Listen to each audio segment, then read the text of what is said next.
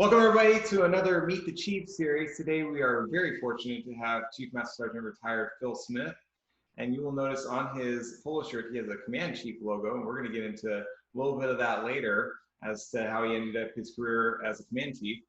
And we'll start by just telling us where you're from and what led you to the Air Force. Okay, well, like so many things in life, I started it late. I swore in at 34 years old. I went to basic at age 35. And I'll back up a little bit. I'm from Perrysburg, Ohio.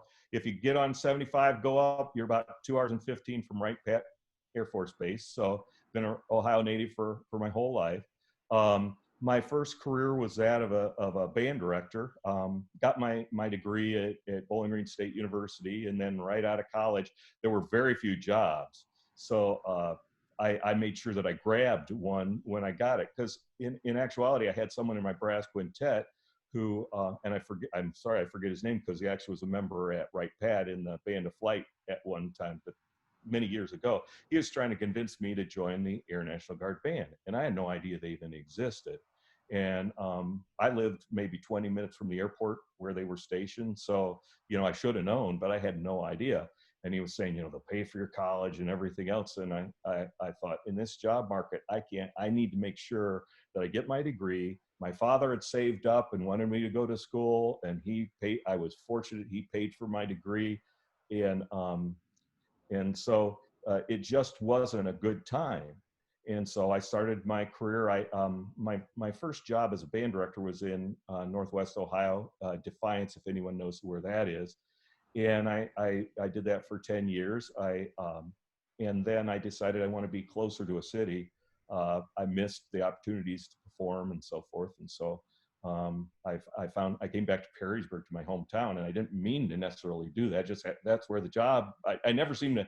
I always been looking for a job in a bad job market. So I was fortunate to get a job there. And it's funny because the orchestra director who I taught with, his wife was in the Air National Guard Band, and they wanted to buy a keyboard for the band, and I needed a keyboard for my room. And he goes, "We're going to Sweetwater and to pick one out." And he as soon as we got in the car to travel there, I said, "Yeah, I'll take you along. I'm going." They recruited me into the band. And so that's how I got into the band, was just someone else from, seeing me and asking me to be in. Once I was in the band, because I had 10 years of conducting, and I also was in the Toledo Jazz Orchestra. And one thing for musicians, when I graduated from college, it wasn't like it is today. There were jobs like mad. I played in 4 different big bands. I started in the Toledo Jazz Orchestra. I mean, there were places to play, and so I thought, that's great. It's another place I can play and so forth. And I did join, because I sat down and you have to think, if I'm joining the military, I have to understand what the meaning of that is. And I believe strongly in our country. I love our country, and I decided, no matter what happens, if I get changed from my position as a bandsman to someone else, I'm going to serve. And so that's basically what started my career, was that process. As I joined and I got in at that time, like we were discussing before we started this, that the Guard was really something that if we ever had a major war, we were the backups, and we weren't part of it. And the professionalism when I first joined wasn't what it is today. And the exciting part is, I personally like building things. It's really hard when you go in and everything's running perfectly, and then your job is to maintain. It's easy when you take things that are growing, and you can get on board and find out what we need to do to grow. And that's what started. I started that right away. When I joined the Air National Guard Band. Got back from basic training. I drilled with them for a year, and of course that means we meet 1 week in a month and then 2 weeks in the summer. In theory, it usually is more than that, but I did that, and so it was it was very interesting because I saw recruiting tended to be from high schools when we get musicians, or someone knew someone. And so I right away, can I be the recruiting person? Because they were relying on our recruiters to get it. So I had a lot of networks, which I'm going to get to that later because relationships are everything. I knew a lot of people, and I just started recruiting, and we started getting people with degrees and people who were good musicians and all kind of skills. And so I've always been looking for how can I make a positive change within an organization, and then I go at it with all the gusto I possibly can. And so we got some excellent musicians, and the quality started going up. Then I got in the band, and I was an airman first class, and they said, "How would you like to be the director of the jazz band?" So I went in and I started that right away, and went from something that more resembled the Lawrence Welk, show to actually playing good charts.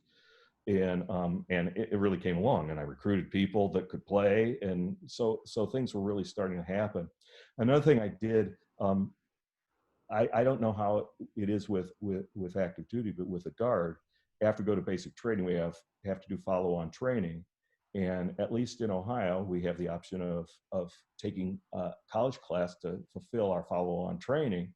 And I took it in music arranging, because the other thing I discovered is whenever we try to do pop music, it was always, the published stuff that doesn't mean anything. And I'd done some arranging. I wasn't great at it, but I took the lessons in arranging, and then we had pop music, much like what the Air Force bands are doing now, where it's you're actually using a rhythm section, and you're doing a popular medley with vocalists and so forth. That wasn't happening before. It was more like Rodgers and Hammerstein, where the popular stuff. So that's another impact that I wanted to make, something that we weren't doing. We weren't really reaching the audience that we needed to. So that was really my beginnings. My other jobs, I did every job in the band that there possibly was, and I'd volunteer for it. No one wanted to do load crew. I volunteered for load crew because you got to understand what everyone else does. How do the jobs work? I said I was a recruiter. I was also kind of the professional development person, making sure everyone's on track, the training manager. There was a whole host of things I did, which gave me, a lot of experience in a lot of different areas. We had no one who was really a sound technician. And so one of our annual trainings, and I forget his last name, but his first name, he's still in the Air Force program, Janos, who was, there, I think in Colorado, was there at that time, was their sound guy, had him come out and do a workshop with us. We also went in around the year 2000, they had several things during the band conferences that were a workshop, and I went to those type of things. But anything I saw in the band that needed help or nudging, I always, I pushed myself that way in order to, let's make an improvement. And then by the time the improvement was made, I could go to another job and it was all up and running. So, but it was also a maturity thing. The fact that I was 10 years older than most people coming in really, really helped me. Now, not everyone thought it was great what I was doing. A lot of people wanted the same type of traditions to go on, but, in the long haul, it sure saved us, because we were starting to professionalize and do things at the standards that we should be doing them as we went along. So what a great experience. I got to do a lot of conducting. The director let me conduct quite a bit. So a lot of really good things. When I finally got to the next step, I do want to go back one thing, because this will show you a little bit how things have changed. When I first got in, I said, okay, I want to progress in my career. How do you determine how rank is earned and so forth? How do you do that? And I was told, well, you don't need to worry about that, because it's whoever's been in the longest who gets promoted. And at your age, you'll be lucky to make staff sergeant. And well, no, not staff sergeant, because everyone in the Guard can reach that, but technical sergeant, you'll be lucky to make tech sergeant. And so I guess my whole attitude was that, no, I'm going to prove that wrong. And not that motivated me to go to the directions, because I had no idea what was in store for me in the rest of my career. But then I applied for the superintendent came available, and I applied for that, and I got it. And then it was I was getting a lot of extra training, to be able to network with the other superintendents throughout the band career field. And when we went to our band conference, I remember the first one I went to, and it was Chief Roger Mason, who is another one of my mentors. And it didn't start that way, because he said, "Okay, I got everyone. You're going to read this book. It's called Winning in Fast Time. And next year, I want you to come back and you're going to report on it." And I'm thinking, oh, gee. I mean, my attitude was terrible with all that.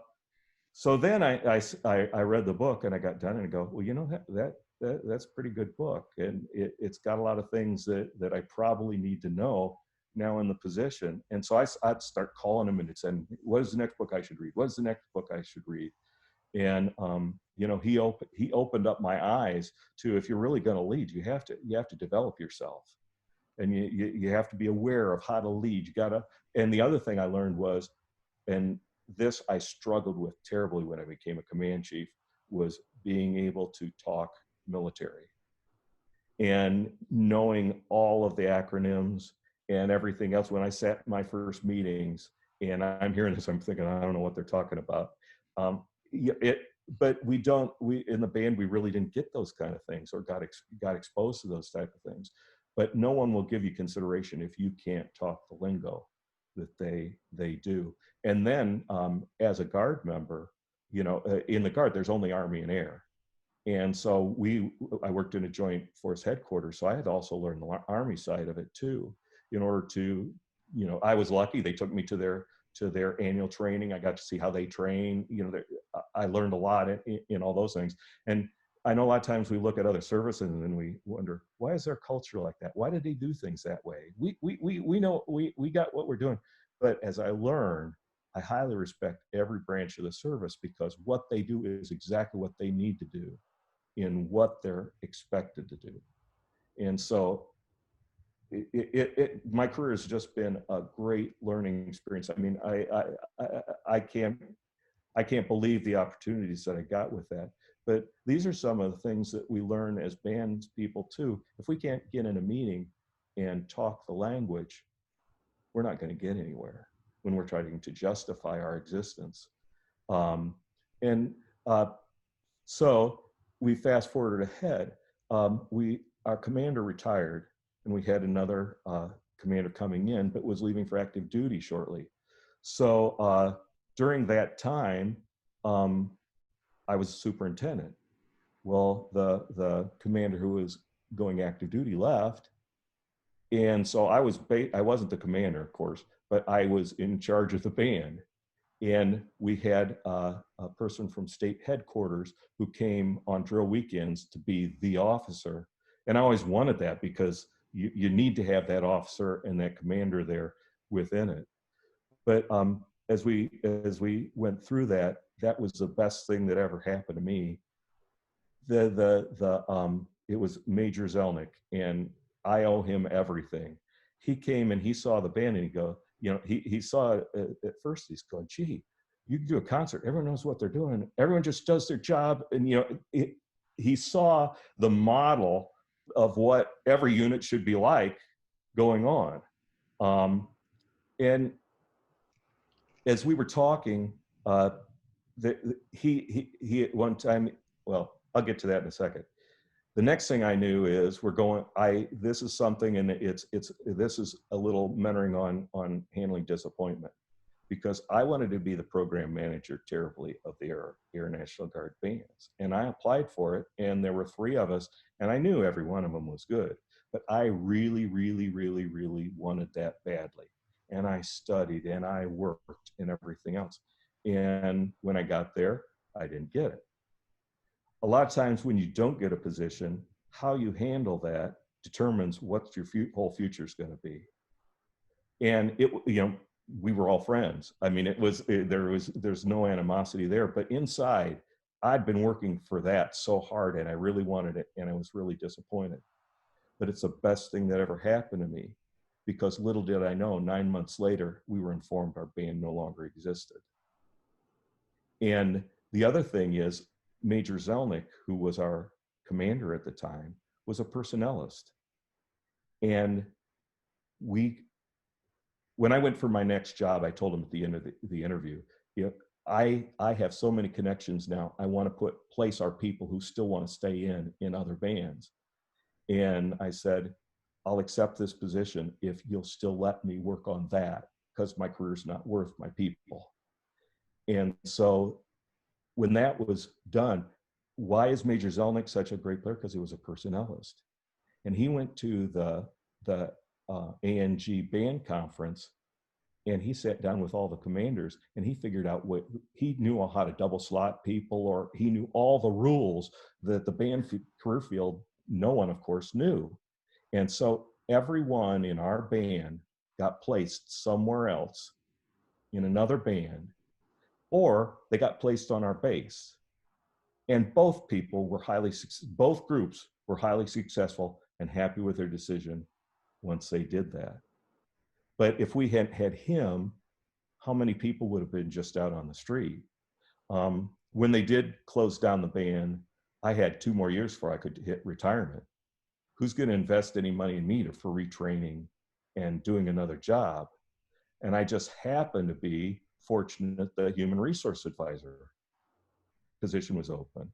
And what the human resource advisors, really, it was a place to get a deserving airman a promotion to senior master sergeant, which I already was.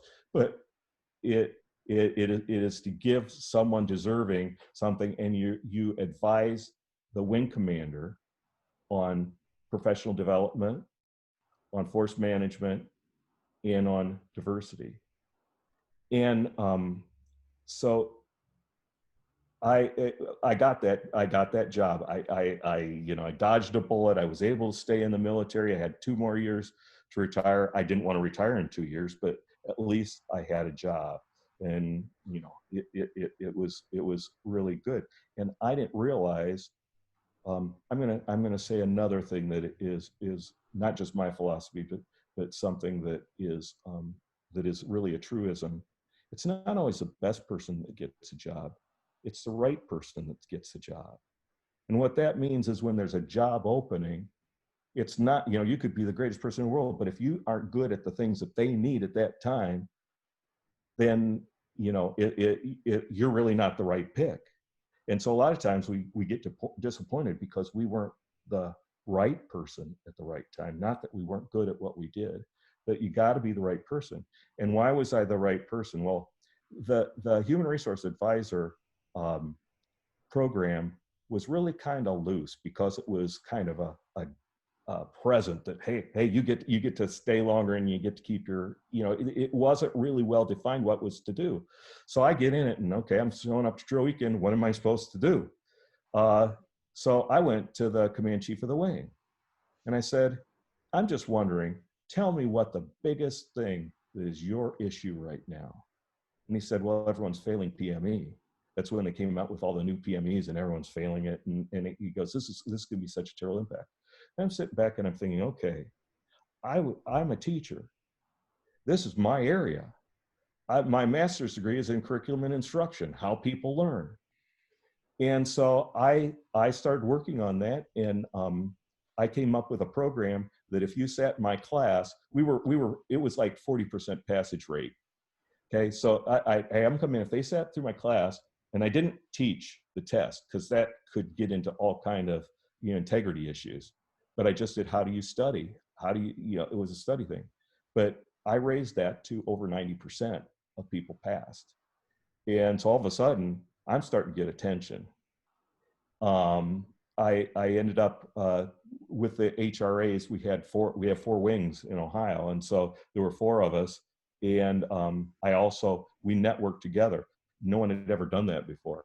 We started making plans that didn't exist nationally, because no one had really taken the time to describe our what we did. It was great. We could do what actually is needed instead of some list of things.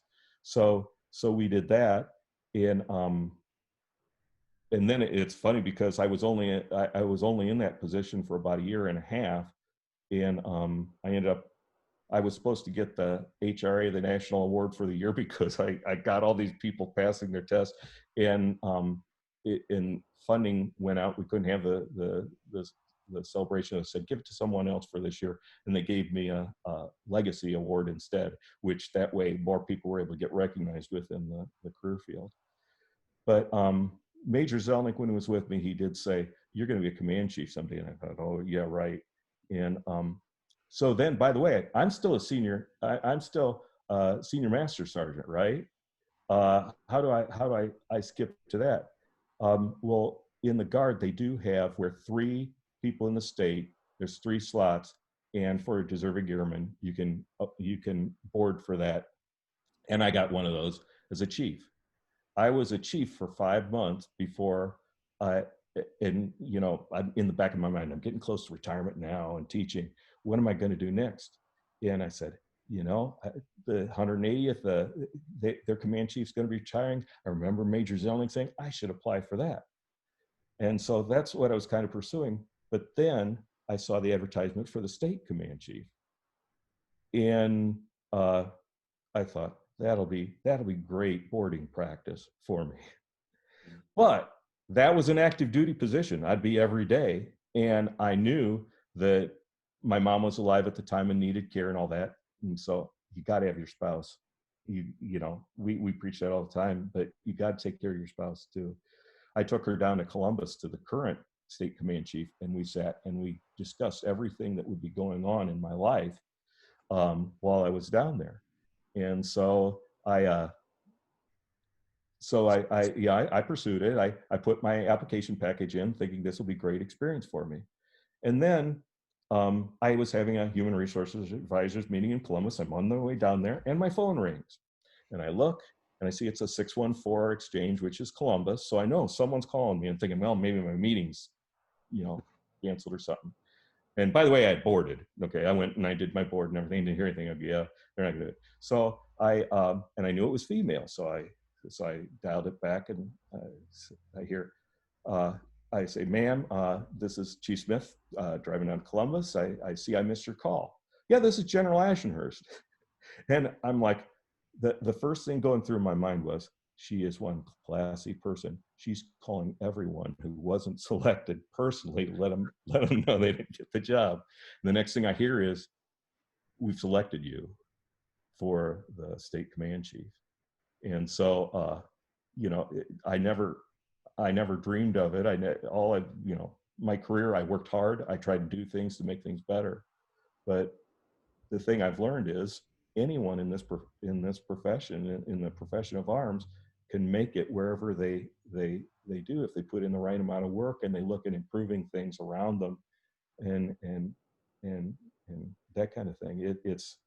It was my wildest dream, and I was real happy for about 30 seconds, and I thought, oh my God, what did I just do? So I arrived, and the key is reading Hal Moore's book. He's the one who we were young and soldiers. It was their lifetime, and in combat, when everything goes wrong, you think you're to your last, the last measure that you can possibly do. There's always one thing you can do to make things better, and then after that, there's one more thing that you can make to make things better, and then after that, there's one more thing that you can make things better. And so I knew, well, I'm going to give this, more than I've given anything in my life. I'd read, I'd study.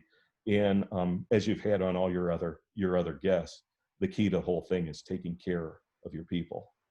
And for me, that was also easy because I'd done it in my teaching career. I'd done it all the way through. And once I became a command chief, the great thing is, I don't know what the equivalent is in the active duty, but we had the Selmo office, was something brand new.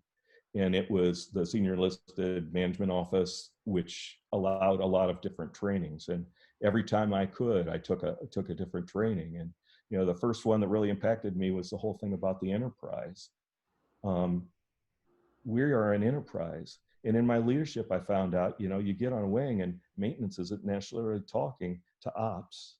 And there isn't the communication.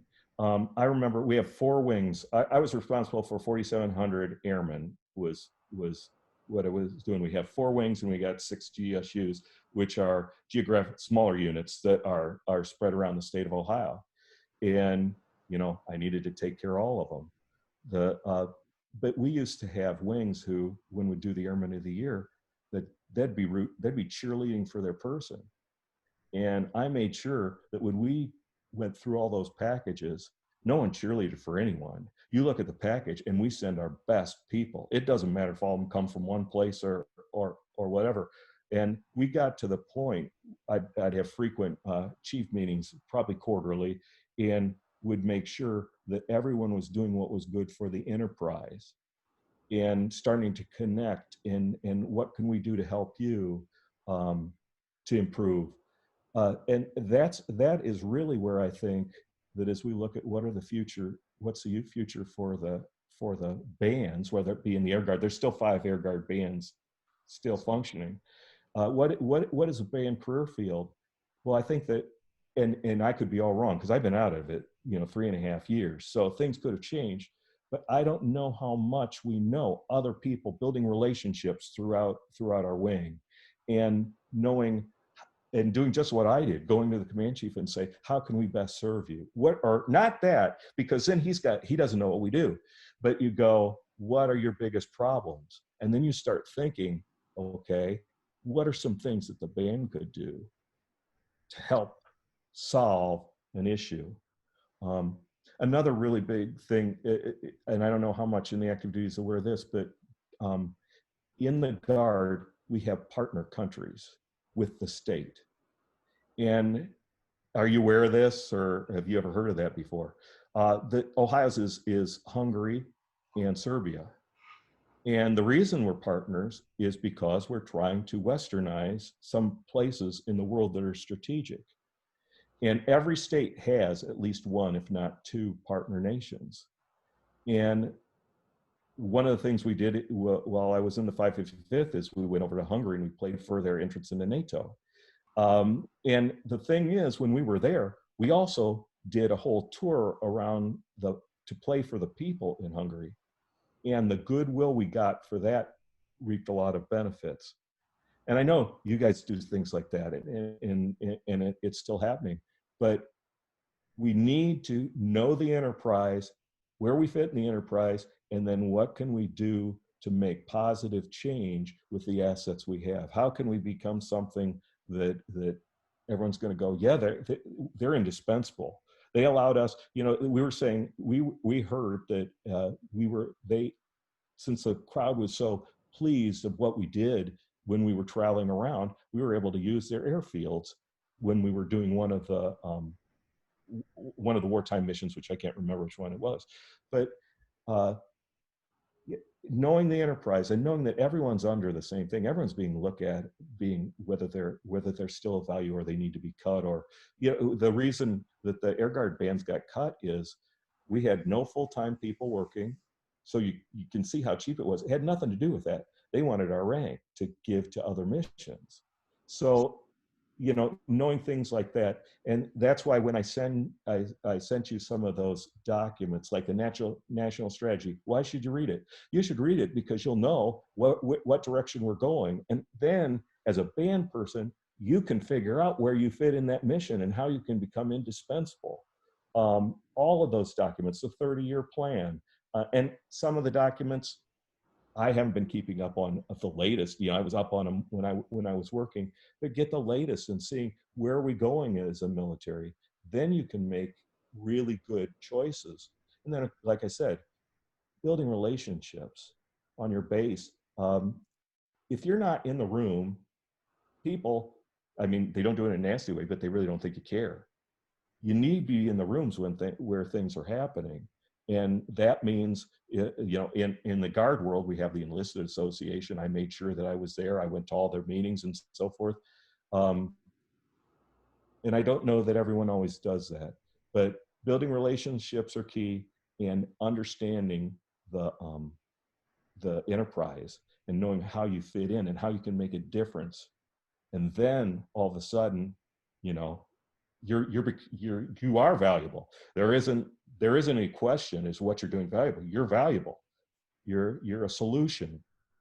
So that's kind of my message with that. The other thing I do want to mention, because I am Mr. Career Guy, and try to advise people, whenever you have a PME to do, when I'd get promoted, I'd order the next PME and would start it. Everything I needed to do for my next promotion, I do at as the last promotion, and I'm always ready, because you can see from my career too, I could have very well been grounded at that staff sergeant, tech sergeant level just because of timing. And if I hadn't made tech sergeant when I did, there's no way I would have made everything else. So taking care of yourself with that and making sure that you're always prepared for the next one. And that's why too, I know a lot of what I sent you with as far as resources are not reading that's going to excite you, but in the command chief of the Air National Guard wrote the one about all the competencies. And when you start looking at what competencies do you need at this level and this level and this level, you no longer are waiting for, well, someone will recognize me. You're developing those skills and you're ready to go. As soon as you sit down, it's not a question of, you're a nice person or not. You're ready with the competencies that you need for the next level of responsibility. So those are why some of those were handpicked that might help you. Now, there may be differences between the active duty and the Guard when it comes to those kind of things, but something like that is essential for people to know what their expectation is at each level. It sounds like one thing that I wanted to kind of target is your appetite for being involved in whatever you could volunteer for and such really was a catalyst for you being able to pursue greater things as you move along. So, yesterday I did an interview with Chief Yates, the retired. Mm-hmm. That was something we kind of talked about, that maybe you can become, if you're not careful, I suppose, become insular and kind of just focus, have the blinders on and focus on kind of one area, which we want to be, the best musicians we can be and all that. But can we do that and also, kind of like you were alluding to earlier, make sure that we're taking those opportunities, and not necessarily for the purpose of chasing rank or anything, but for the purpose of getting further involved and being able to be an advocate for positive change and continuance of our mission. And so maybe can we speak a little bit about that, and maybe can you tie it into how you think your background as a musician maybe was a precursor to that? So I tend to think as musicians that we tend to have a high level of discipline, in that craft. So that discipline can be used very positively to shift into some other areas and really definitely it's creativity that you have. I mean, thinking outside of the box and seeing big pictures. Musicians are great at that. With what motivated me, a lot of it started with being a school teacher, and everything you're doing is trying to build up the people around you. I mean, it was building, leading all the time, and building. And the other thing I did in my civilian career is I was our school union rep for 9 years, I believe, and I learned how to negotiate things, and the fact that your core values are everything in that. And a lot of people go, union, no, I don't want to get involved with that. But I met once a week for coffee with the superintendent, and we would take care of problems before they became big. And I learned how to negotiate and have a win-win situation, had a great relationship with the administration. Those kind of things, learning all of those things, I could see. I like building. I mean, I like building. Once you get it to the top and having to maintain it, that for me no longer is the challenge, and I'd rather move on to something that I build. So throughout, I saw, look, we've got a band here. We've got talented people. They're not being trained. We're not recruiting right. We're not necessarily always playing the right music. And I've got a commander who's willing to listen to me. And I mean, I got a lot of support with those kind of things. Um, and so it was building. And then as I'd see it's built, you pass it on to someone else to keep it going and give them a responsibility. And then I look for another place. What is really the center of gravity that I need to hit in order to make things better? And I guess that's always been, as musicians, that's all we do. You know, my goal when I was growing up is I wanted to be on the Johnny Carson show playing in the band. I thought that would be the greatest job in the world. Well, thank God I didn't make that my final, because I wouldn't be doing it anymore. Plus, I didn't have the talent to do it anyway. You know, you're sitting there with some of the world's greatest players.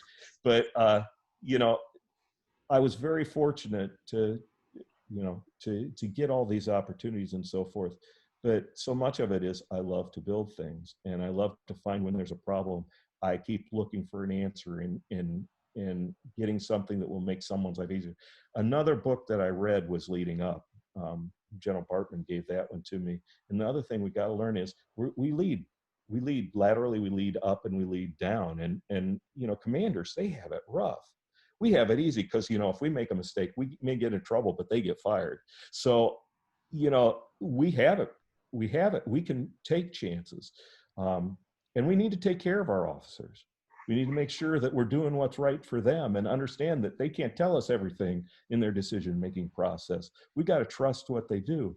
But if we can make them a success, and even simple things like, General, I need to help you here a second. You're straightening something on their uniform or something. I mean, we need to, it's both ways. Leadership and development of that is both up and down. And you know, that's another thing I learned. I always thought, well, they take care of themselves and I'll take care of everything down below, and let's make them a success too. What do we need to do to make our commander a success? Speaking of that, I liked what you mentioned earlier. I believe it was when you said you were human resources, and I would call it finding a pain point. So you found a pain point of, hey, what are you struggling with right now? And at the time it was PME, and what, you know, rectifying that. And I think you said that the pass rate was struggling, and what could you do to rehash the curriculum, get it restructured, and make that a success. But the fact that you asked the question, the fact that you went to find a pain point and then looked for those solutions, I absolutely agree that, you know, as bandsmen, that's always important, but even as the years go on, more and more and more important that we ask those questions to our leaders of, hey, what are the pain points right now? What's hindering, you know, public affairs or getting our message out, our engagement with the community as an Air Force, and how can the band step in to help that? And I want to try to recall, was it, maybe you probably have better insight, it was a World War II, I think, maybe, where they started doing more air shows to garner public support, and you know, much the same in a different fashion, the bands can really act as that arm to bring the face of the Air Force out to the community and get that public support for whatever engagement we happen to be, you know, fighting, you know, whether it's war on terrorism, et cetera. Right. But yeah, it's maybe speak a little bit more about that with you're seeing that, you know, being able to solve problems, being able to ask, the importance of asking those questions to your leaders, and outside the band, having those conversations to make sure that, you know, we're not just kind of reactive, waiting for them to ask us to do something. You know, sometimes we got to prompt the question. Yeah. Oh, definitely. And you know, the broaden what you know. I mean, all the time. We have a little in the Guard. We had a little better because, you know, I'm a teacher. I'm off in the summer, and I ended up getting some days to just work in the personnel office. And I went through, and I had a great mentor, Senior Master Sergeant Sadowski, who was just incredible. Exposing yourself to other people and other shops and understanding what they're going through is so important. And when you're there and you make a relationship, Oh, when we deployed, I wasn't one of them that went that was deployed, but I was back home and I was the resource advisor as I was the superintendent too, and I found out that all our gear, they decided to put it on a ship, and so it wasn't going to arrive till after we were coming back. So luckily, I had a good relationship with TMO, and I went and and I was on annual training. I wasn't even in town. I'm on the phone, talking back home, and luckily I had Senior Master Sergeant Shelley Brunn, who made sure in TMO that it got changed back to a plane, or we would have sent a whole unit over there with no equipment. Um, Relationships are everything, and sometimes, at least in my experience in our band, we didn't associate enough with the rest of the wing. But on the other hand, our rehearsal room was a chow hall, so no one wanted us there on drill weekends. So we tended to drill at other times. And by the way, too, they built us a new building. We finally got our building, and that's when we found out we were going away. So we got to be in our new building about 3 months, and then it turned into a simulator building. But but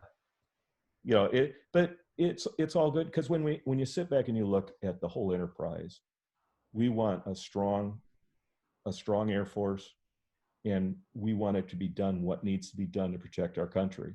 And I think musicians, whether they realize it or not, because I was skeptical of, gee, what can I do outside of the band field, and am I really just going to be spending time till I make my retirement, or am I going to be making a difference?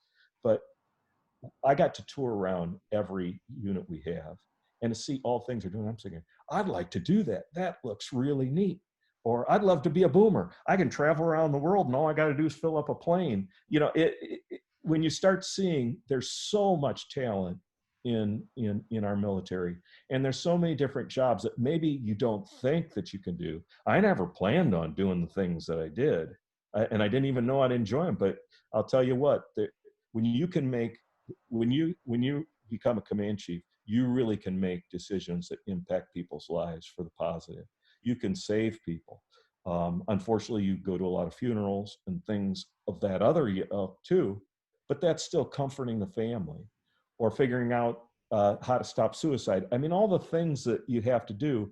It may not be music, but can I tell you my funny story? Speaking of music right now, it's not that funny, but you'll be proud of me. I had my trombone in my office all the time when I was at state headquarters, and so I'd get to the office at 4:30, 5 o'clock in the morning, because I could practice. I mean, I feel real bad if I don't practice, and so it came to a drill weekend, and if you're on the air side, what happens is they put you up in a hotel, and you come in to drill and everything else.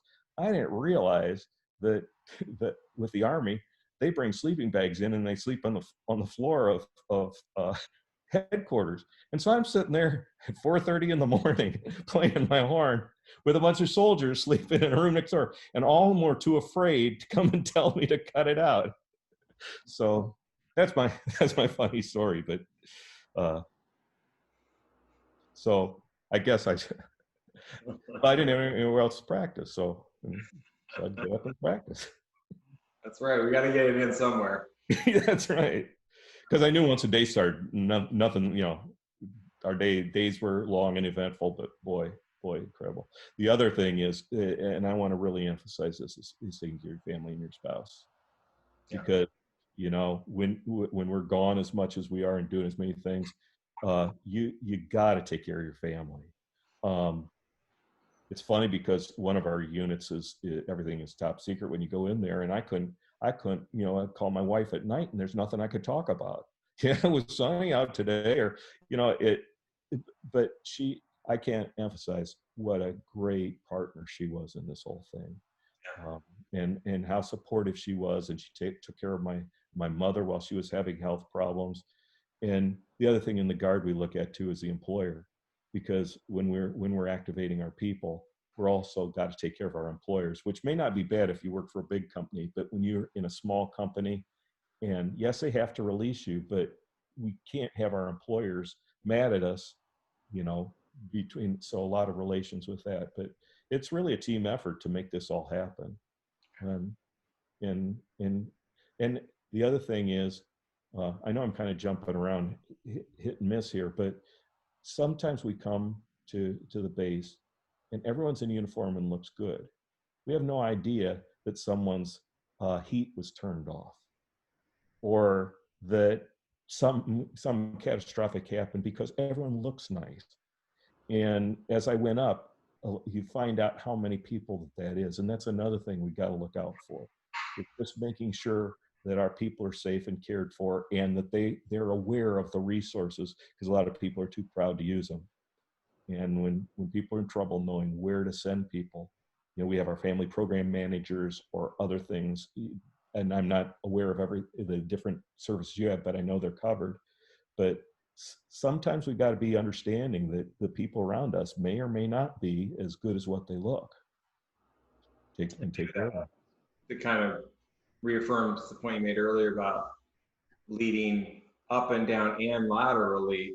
And so not only, are you asking the questions and the pain points to those above you, but you're also checking in with your people and finding out maybe what their personal pain points are, what they need, whether it is resources for their job or if it's resources for their own personal well-being. Right. It speaks very highly to why you were so successful, because you were attuned to making sure that all 4,700 airmen that were under your leadership were, as much as you could, getting the information they need, and also knowing that ears were open to, that they can come talk to people, and that it's not going to be leveraged against them. Quite the opposite. That and that's what I found, so far in the Air Force, is it's very, very family oriented, and very, a large concentration on the four pillars, making sure that you are healthy in every aspect to be able to do your job. Right. Yeah, it's all about people and motivation of people, and finding problems and finding solutions, and finding joy in it, in the fact that, hey, I've made a difference, or I've now made someone's life better, and especially when you can save a life. If you can get someone who's thinking suicide or any of those kind of things, if we can save someone. Absolutely. Well, this has been wonderful. I don't want to leave quite yet, because I would love to get, if you could think of a particularly memorable time during your whole career, and you had a very varied career, which is unique, and that's why I wanted to get you on, because I think it's just such a great perspective to give, not only to bandsmen, but all of our airmen. So I'm thinking, I know you mentioned that you went over to Hungary, is that correct? Yes. And so maybe that one or another one, and maybe just kind of give us a little picture of what that event was like. You can cut this out if I'm too long, but that with the Hungary thing, because I was teaching music in a school, and there's a bunch of Hungarians in Toledo, I ended up getting a connection to music teachers in Hungary. Cool. And I took our orchestra twice to Hungary as a goodwill trip, as part of the same thing that I was doing in the Guard, to build relationships. So some of the same people that I met was going real well. And honestly, being over in Hungary, they're a lot more progressive than some other places. But when I got to Serbia, I noticed in front of us, they were kind to their females. Mm-hmm. They weren't kind to their females otherwise. But they were all good people. They were such great hosts and so forth. And but I also wanted to show in our world that we treat everyone equally, and that everyone's important. And so when there were briefings at our when we were doing leadership with them, I made sure and used our female command chief to do the briefings. We tried real hard just to show the diversity and everything else. And I think that trying to make the difference, and maybe I was pushing hard, but I was kind of forcing the issue that everyone in our country is of value, and we have to value our people. And I never thought in the world that I'd be able to go to any foreign country and talk to people about training and how we do things in the United States. So, so that's a real that of course was a real incredible uh, thing. There's so many incredible things that I was able to see and do, and every one of them that are still in my heart are those that helped someone get somewhere that they wouldn't have gone otherwise. And that's how I entered it. And I also want to emphasize how strong my leadership was. I had so much support from the people I worked for. And again, I was the right person because what they were trying to accomplish was right up my alley. It was exactly what I wanted to do. I felt bad some of the other people who applied for the job. They were outstanding too. But I was just so happy. In your life, it's rare that you get everyone on the same page of what the mission is. Now, you do need diversity in that so that people see each other's blind spots. And we would talk about stuff so we'd get things right. But to really believe in what your boss wants you to do, it's an incredible work experience when you have that. And both bosses I worked for, actually, I had more than that. Officially, I had more than that, but I didn't have that. I only had two in at that level. But I treated everyone with respect to their rank, and trying to make that happen. But it was that to me was really, really a valuable time. Well, thank you so much for sharing your time with us today, and I hope everybody gets as much out of this as I have. It's been just so informative and great insights for us to think about as we progress through our career. And I want to thank you absolutely for your time and dedicating a lifetime of service to the Air Force, and continuing even in retirement, doing things like this of connecting back generations is, selfless and really speaks to your character. So Well, thank you thank again. you very much, and good luck in your career. And just remember, whatever the next requirement is, get it done right away. Never put it off. I'll hang on Ready and for talk to you anything. talk to you a little bit after the interview, but thank you for joining us. This has been Okay, terrific. thank you.